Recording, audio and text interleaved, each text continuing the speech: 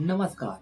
आज हम इतिहास की उस सबसे दर्दनाक और निर्णायक घटना पर चर्चा करेंगे जिसे भारत पाकिस्तान का बंटवारा कहा जाता है। यह घटना वर्ष 1947 में घटी, जिसने न केवल एक देश को दो भागों में बांट दिया बल्कि करोड़ों लोगों की जिंदगी हमेशा के लिए बदल दी। 20वीं सदी के आरंभ में भारत ब्रिटिश शासन के अधीन था। आजादी के लिए पूरे देश में आंदोलन चल रहे थे। महात्मा गांधी, जवाहरलाल नेहरू, सुभाष चंद्र बोस जैसे नेता एक स्वतंत्र और एकजुट भारत का सपना देख रहे थे।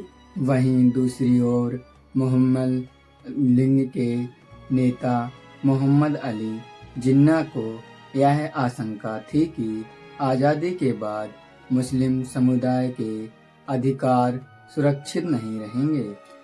इसी सोच से अलग मुस्लिम राष्ट्र की मांग तेजी से चल रही थी।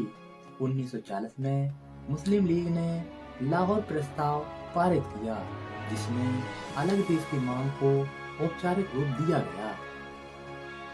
समय के साथ हिंदू मुस्लिम तनाव बढ़ता गया।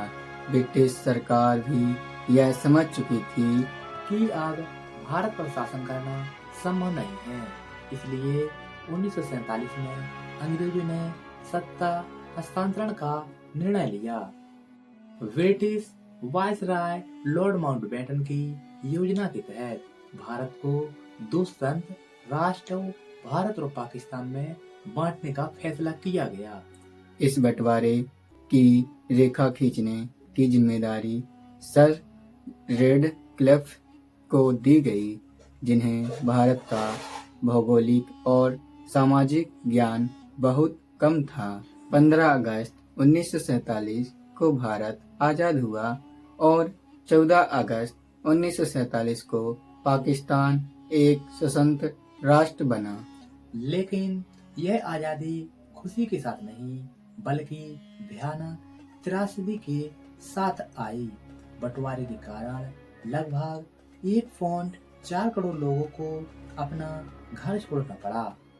लोग मजहब के आधार पर भारत और पाकिस्तान की ओर पलायन करने लगे। इस दौरान इतिहास की सबसे भयानक सांप्रदायिक हिंसा हुई। ट्रेनें लाशों से भरी हुई पहुंची, गांव के गांव उजड़ गए, महिलाओं के साथ अमानवीय अत्याचार हुए और अनुमानतः 10 से 15 लाख लोगों की जानें चली गईं।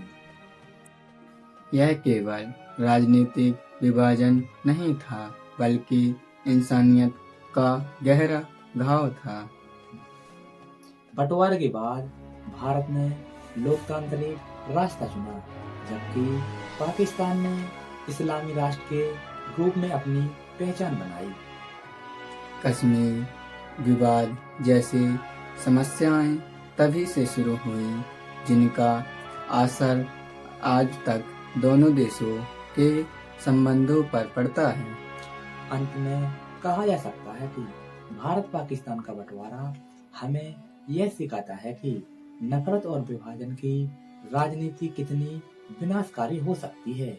यह इतिहास का वह अध्याय है जिसे याद करना खुद के लिए उससे सीखा लेना बेहतर जरूरी है। यदि आपको वीडियो अच्छा लगा हो तो वीडियो को लाइक और चैनल को सब्सक्राइब जरूर कर देना। मिलते हैं अगले ऐसे ही नए वीडियो के साथ। तब तक के लिए आपका बहुत बहुत धन्यवाद। राधे राधे। जय श्री राम।